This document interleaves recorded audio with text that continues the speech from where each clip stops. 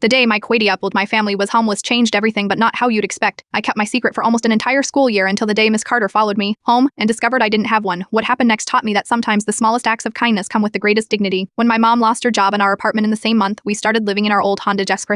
I was 13 in 8th grade at a new school where nobody knew us. Mom called it our temporary situation as she transformed our car into a tiny home, front seats for living room, back seat for bedroom, trunk for closet. We showered at the YMCA where Mom cleaned offices at night. The hardest part wasn't the cramped sleeping arrangements or brushing my teeth in public bathrooms. It was the elaborate performance I maintained at school every day. I arrived early, pretending Mom was just an eager parent dropping me off. I volunteered for every after-school activity to delay going home. I wore the same 3 outfits in rotation, carefully washing them in bathroom sinks. When kids talked about sleepovers or birthday parties, I became an expert at vague excuses. What I couldn't hide was my hunger. By mid-afternoon, my stomach would growl so loudly that Miss Carter, my English teacher, noticed. She started keeping granola bars in her desk. Brain food for essay writing, she'd say casually, sliding one across my desk when no one was looking. I thought I was managing until the science fair project disaster. We had 3 weeks to build a working model of a renewable energy system. As someone else took supplies home, I stayed late every day working in the classroom until the janitor kicked me out. On the final day before submission, my half-finished solar panel stood pathetically incomplete. I couldn't work on it in a car. I couldn't explain why. As everyone else brought in their finished projects, I sat empty-handed fighting back tears. "Tyler, can you stay after class?" Miss Carter asked, though she taught English, not science. When the room emptied, she said, "I noticed you don't have your project. Let me drive you home to finish it." Panic rose in my throat. "No thank you, I am fine walking." "It's pouring rain, Tyler, I insist." What followed was the longest car ride of my life. I directed her to random turns, stalling until finally stopping at a park near where our car was actually parked. "I live there." I pointed vaguely toward apartment buildings across the street. "Which building?" She asked. The question hung in the air as rain pounded her windshield. Something in her eyes told me she already knew. "We live in our car," I whispered, the words physically painful. "It's over there." I pointed to our Honda, identifiable by the sunshade Mom always put up for privacy. Miss Carter didn't gasp or show pity. She simply nodded and said, "I see. Is there somewhere dry we could work on your project tonight?" That evening she took me to a coffee shop. We built a small solar panel system while sharing sandwiches. She never mentioned my living situation, focusing entirely on explaining circuits. The next morning she handed me a sealed envelope. "This is for your mom." Inside was a note that read, "Tyler has been selected for our Murdix mentorship program.